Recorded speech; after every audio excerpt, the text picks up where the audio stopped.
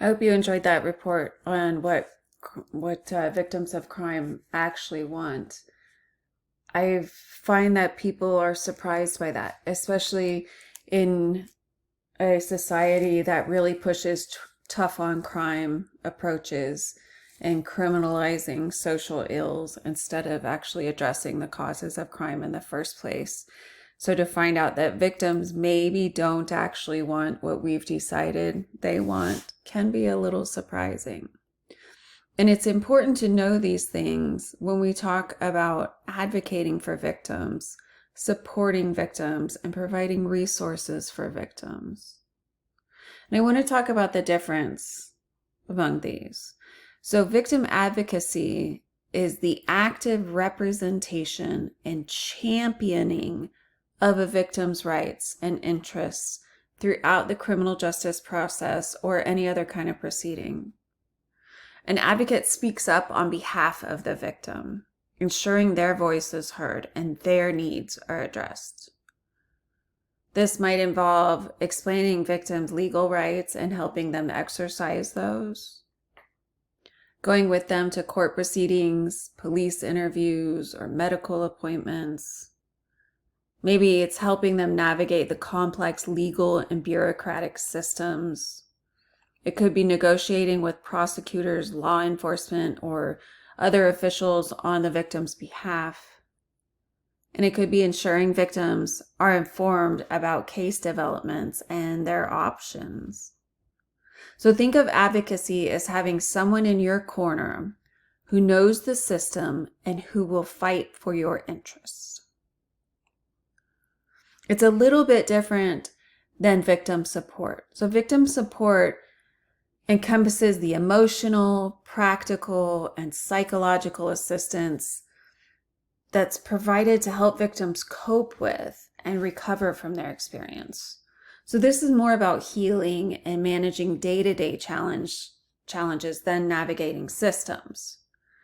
So support includes crisis counseling and emotional support, helping victims feel safe and validated, connecting victims with therapy or support groups, providing practical assistance like emergency housing or transportation, or offering ongoing companionship through the recovery process. Support is about the human connection and helping someone through trauma rather than system navigation. So where do resources come in? Victim resources are the concrete tools, services, programs, and information available to assist victims.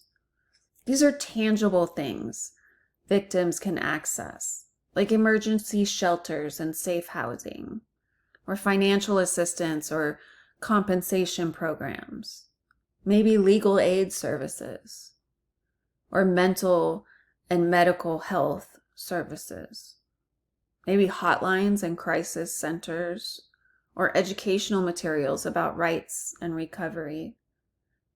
Maybe it's referrals to specialized services. Resources are essentially the what's available, the actual programs, funding, and services that exist to help victims. So basically, resources are what's available.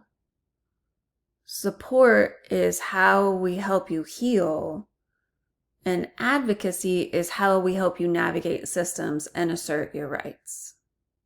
So all three really, really, really important, each a little bit different, and it's always necessary to keep in mind what victims actually want, not just what we think they should want.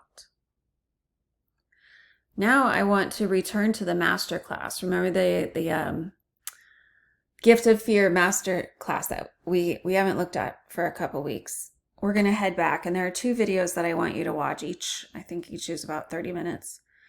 They're both on healing after violence.